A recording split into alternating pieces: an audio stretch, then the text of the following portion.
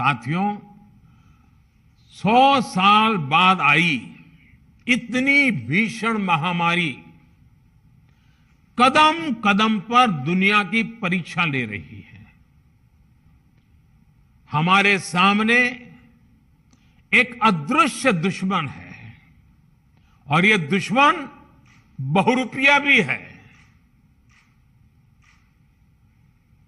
और इस दुश्मन के कारण, इस कोरोना वायरस के कारण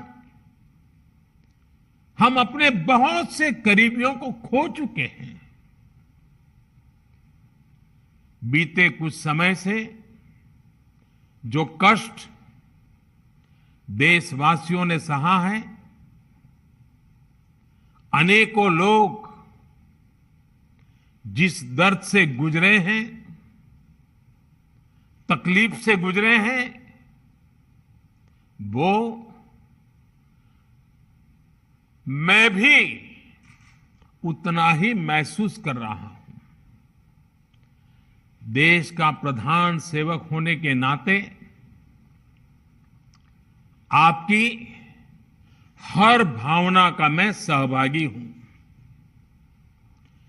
कोरोना की सेकंड वेव से मुकाबले में संसाधनों से जुड़े जो भी गतिरोध थे, वो तेजी से दूर किए जा रहे हैं। युद्ध स्तर पर काम करने का प्रयास हो रहा है। आपने देखा होगा, सरकार के सभी विभाग, सारे संसाधन, हमारे देश के सुरक्षा बल, हमारे साइंटिस्ट, हर कोई दिन रात कोविड की चुनौती का मुकाबला करने में एकजुट है। देश के अलग अलग हिस्सों में तेजी के साथ कोविड अस्पताल बन रहे हैं। नई टेक्नोलॉजी से ऑक्सीजन प्लांट लगाए जा रहे हैं। हमारी तीनों सेनाएं, वायुसेना, नेवी, आर्मी, सभी पूरी शक्ति से एक काम में जुटे हैं। ऑक्सीजन रेल इसने कोरोना के खिलाफ इस लड़ाई को बहुत बड़ी ताकत दी है। देश के दूर सुदूर हिस्सों में ये स्पेशल ट्रेन्स, ये ऑक्सीजन रेल ऑक्सीजन पहुंचाने में जुटी हैं। ऑक्सीजन टैंकर्स ले जाने वाले ट्रक ड्राइवर्स बिना रुके काम कर रहे हैं।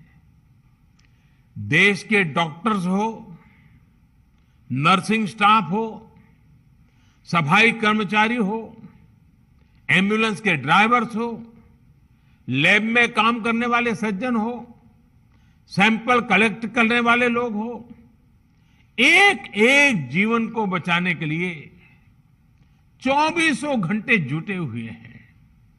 आज देश में जरूरी दवाइयों की आपूर्ति बढ़ाने पर युद्ध स्तर पर काम किया जा रहा है। सरकार और देश के फार्मा सेक्टर ने पिछले कुछ दिनों में जरूरी दवाइयों का उत्पादन कई गुना बढ़ाया है। बाहर से भी दवाइयां मंगवाई जा रही हैं। इस संकट के समय में दवाइयां और जरूरी वस्तुओं की जमाखोरी और कालाबाजारी में भी कुछ लोग अपने निहित स्वार्थ के कारण लगे हुए हैं। मैं राज्य सरकारों से आग्रह करूंगा कि ऐसे लोगों पर कठोर से कठोर कार्रवाई की जाए। ये मानवता के खिलाफ का कृत्य है। भारत हिम्मत हारने वाला देश नहीं है।